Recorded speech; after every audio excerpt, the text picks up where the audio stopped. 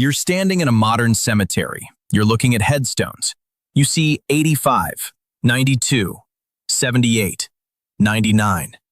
We look at these numbers and we think, yeah, that looks right. That's a normal human lifespan.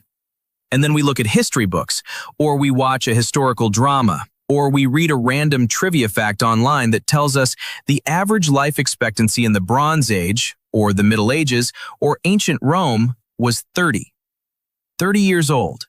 You look at that number and your brain immediately builds a picture of a world populated entirely by teenagers and people experiencing an intense midlife crisis at 24.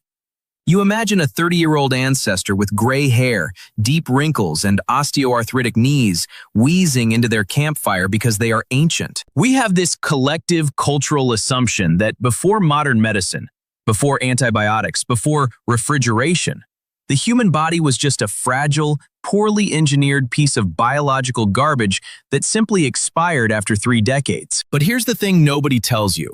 That entire narrative is an absolute myth.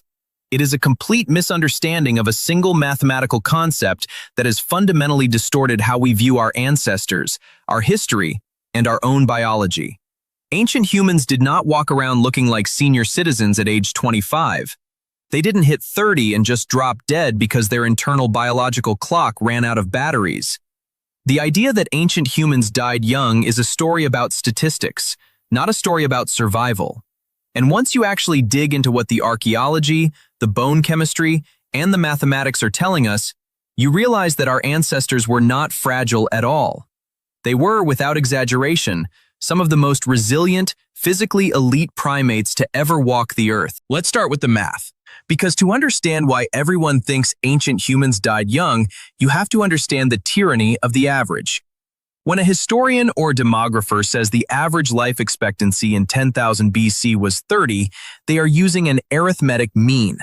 They are taking the age of every single person who died in a population, adding them all together, and dividing it by the total number of people. Simple, clean, logical. Except for one massive, devastating variable: infant mortality. Imagine a room with 2 people.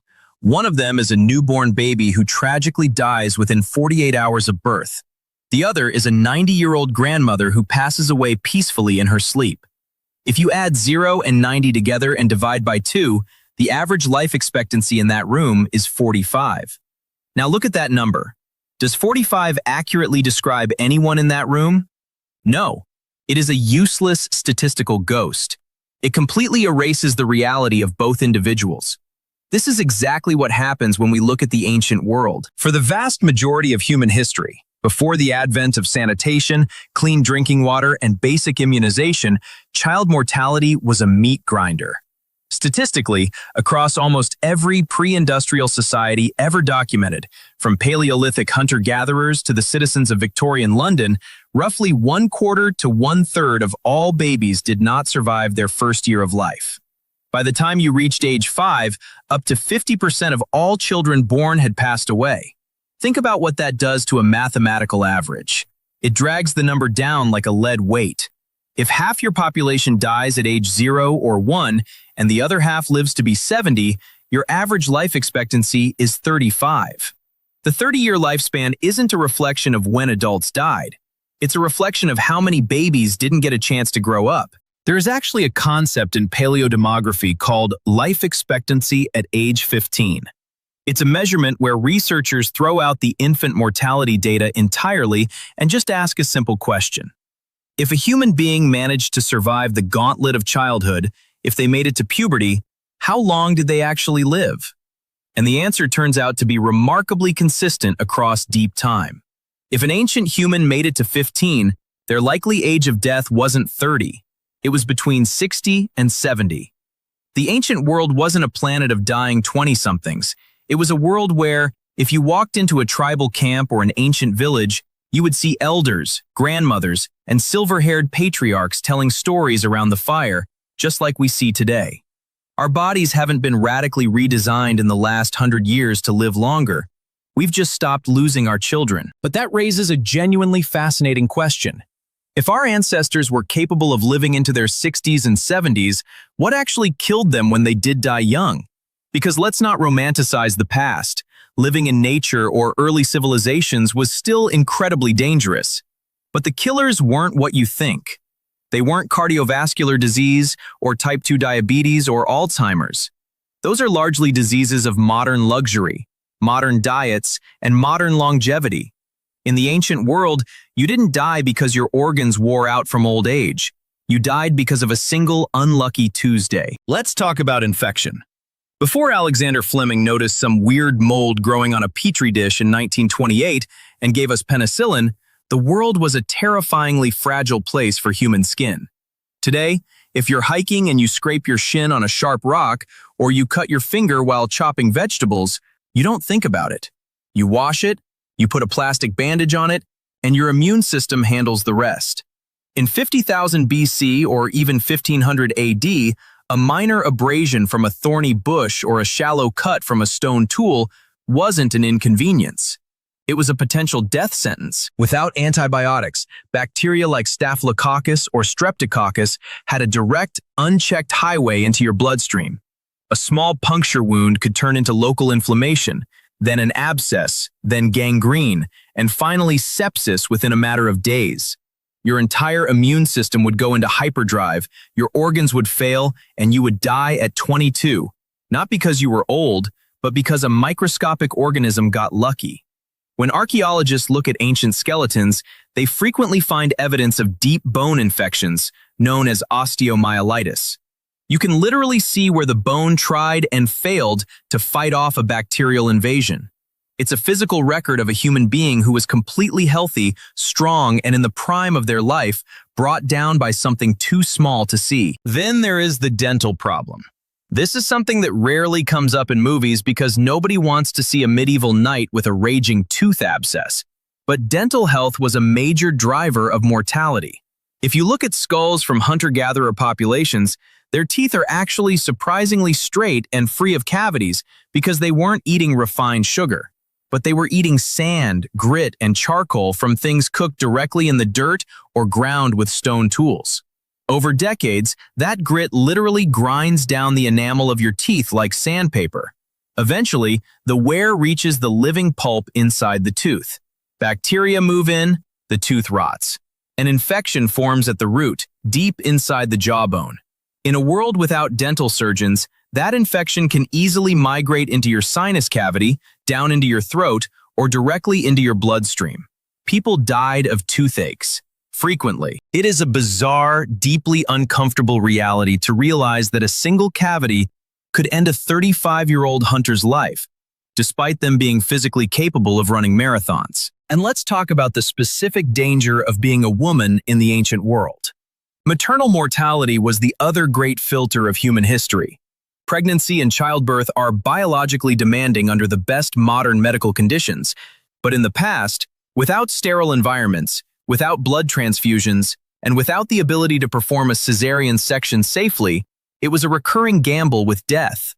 A baby positioned the wrong way, a prolonged labor leading to exhaustion, or postpartum hemorrhage could end a woman's life in hours. And even if the birth went perfectly, childbed fever, bacterial infections introduced during or after delivery, killed countless women within weeks of giving birth. This is why, when you look at ancient burial sites, you often see a significant disparity in death rates. Men often died in waves from trauma and hunting accidents, but women died in disproportionate numbers during their peak reproductive years, between 18 and 30. But here is where the story takes a deeply counterintuitive, almost cynical turn. If you look at the entire timeline of human existence, there is a specific moment where human health didn't get better. It got radically, catastrophically worse. And it happened right when we thought we were becoming civilized. Let's talk about the agricultural revolution. Around 10,000 years ago, humans looked at the nomadic lifestyle, looked at chasing deer and foraging for wild berries across hundreds of miles, and thought, what if we just stayed in one place and grew grass? We domesticated wheat, barley, rice, and corn. We built permanent settlements. We invented farming.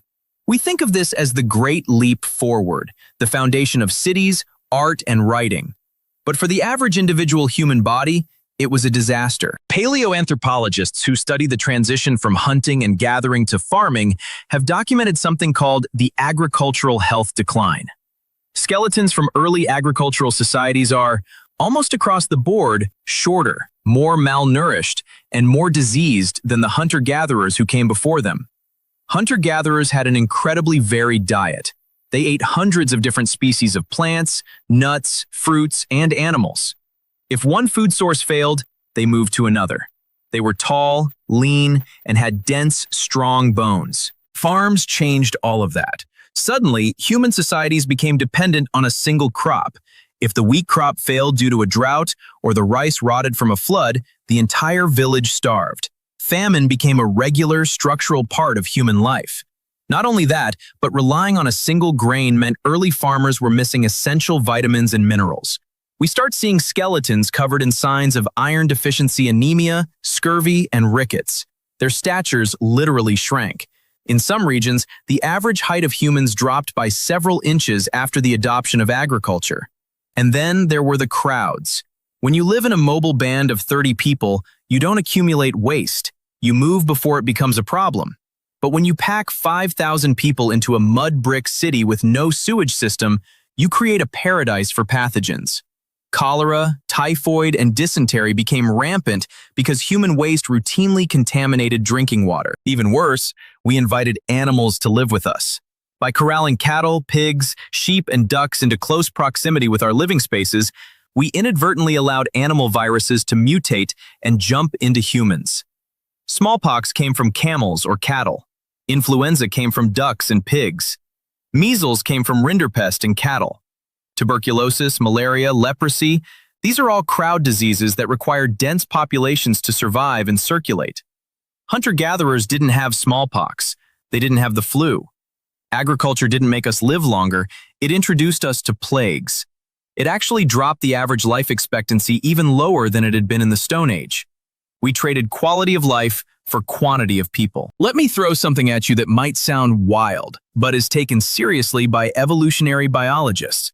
The biological resilience hypothesis. The reason our ancestors survived all of this, the infections, the grit teeth, the plagues, the famines, is because the human body is an absolute masterpiece of evolutionary engineering. We are not fragile. Think about what a human body can endure. If you break a leg in the wild, you should be dead. You can't run, you can't hunt, you can't escape predators. But we find ancient skeletons dating back Neanderthals and early Homo sapiens with fully healed femurs and fractures. A healed femur takes months of absolute immobility and care to knit back together. That means our ancestors weren't just physically tough enough to survive the trauma, they were socially sophisticated enough to carry each other, feed each other, and protect each other while they healed. Our intelligence and our community were our primary medical technologies. Our immune systems were forged in a fire that modern humans can barely comprehend.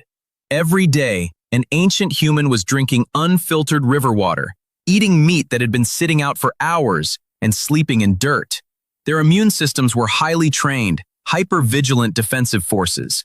The modern rise we see in autoimmune diseases, allergies, asthma, Crohn's disease is increasingly looked at through the hygiene hypothesis. The idea that our modern environments are so clean that our immune systems get bored and start attacking our own bodies because they don't have enough real parasites and bacteria to fight. Our ancestors didn't have bored immune systems. They had armies locked in constant daily warfare. So when did ancient humans start dying young? They didn't. They died at all ages, across a brutal, heavily front-loaded distribution curve. If you could step into a time machine, travel back to ancient Rome or a Mayan city or a Paleolithic campfire, you wouldn't find a world devoid of old age.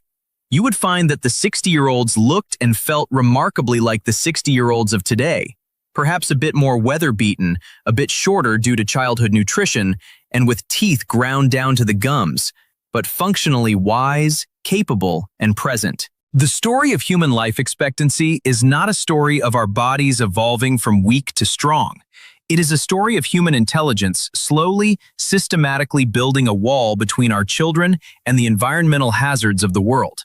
It took us 200,000 years to figure out that washing our hands, boiling our water, and isolating our waste could stop the invisible killers from taking half of our babies before they could speak. Grounding this reality changes how you look at yourself.